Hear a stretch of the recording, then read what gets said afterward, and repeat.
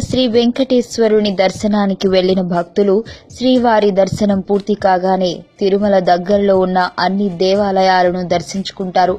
పాపనాశనం, కాణిపాకం, చివరిగా శ్రీకాళహస్తిని దర్శించుకుంటారు. ఇక చివరిగా శ్రీకాళహస్తిని దర్శించుకున్న తరువాత మరే దేవాలయానికి వెళ్లకూడదని చెబుతారు. అలా వెళితే అరిష్టమనే ఆచారం హిందూ సాంప్రదాయంలో కొనసాగుతోస్తుంది. అసలు ఎందుకు అలా చేయాలి? శ్రీకాళహస్తి దేవాలయాన్ని ఎందుకు చివరిగా దర్శించుకోవాలి? శ్రీకాళహస్తి దర్శనం తరువాత మరో గుడికి ఎందుకు వెళ్లకూడదు? వెళితే ఏమవుతుంది?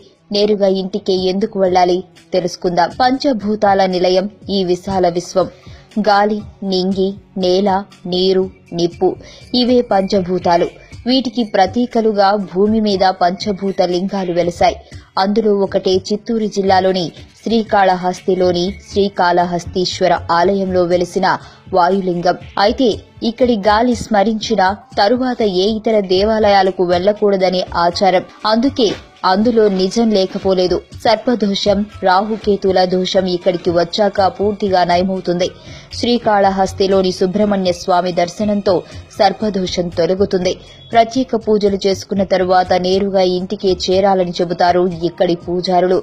కారణం, దోష నివారణ జరగాలంటే శ్రీకాళహస్తిలో పాపాలను వదిలేసి ఇంటికి వెళ్లడమే. తిరిగి ఏ ఇతర దేవాలయాలకు వెళ్లినా దోష నివారణ ఉండదనేది అక్కడి పూజారులు చెబుతున్నారు.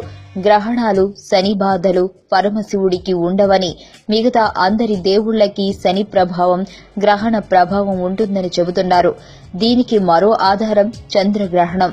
ఈ రోజున కలియుగ దైవం శ్రీ వెంకటేశ్వర స్వామి కొలువున్న తిరుమల తిరుపతి దేవస్థానంతో సహా అన్ని దేవాలయాలు మూసివేస్తారు. గ్రహణానంతరం సంప్రోక్షణ జరిపి అప్పుడు పూజలు ప్రారంభిస్తారు. కానీ గ్రహణ సమయంలో శ్రీకాళహస్తి దేవాలయం మాత్రం తెరిచి ఉంటుంది. అంతేకాదు, రోజంతా ప్రత్యేక పూజలు జరుగుతూనే ఉంటాయి. అందుకే ఇక్కడ దర్శనం చేసుకున్నాక ఇక దైవ దర్శనం అవసరం లేదన్నది నీతి.